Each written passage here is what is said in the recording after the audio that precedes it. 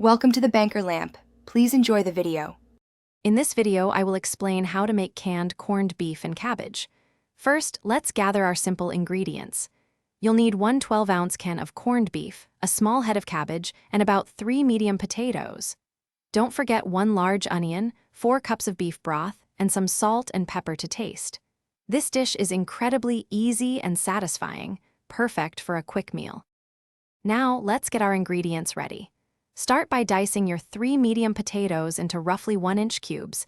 This ensures they cook evenly. Next, chop your large onion into medium-sized pieces. Finally, take your small head of cabbage, cut it into wedges, and make sure to remove the tough core. Proper preparation makes the cooking process smooth and enjoyable. It's time to cook. In a large pot, combine the 4 cups of beef broth with your diced potatoes and chopped onions. Bring this mixture to a boil, then reduce the heat and simmer for about 10 minutes. Next, add the cabbage wedges and continue to cook for another 15 minutes, or until the vegetables are tender. Finally, break up the canned corned beef and stir it into the pot. Almost done, let the entire dish simmer for about 5 more minutes, allowing the canned corned beef to heat through completely and all the flavors to meld together beautifully.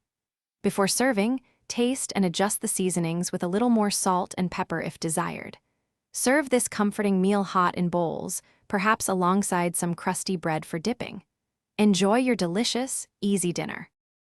Thanks for watching. If this was helpful, leave a like and consider subscribing. See you next time.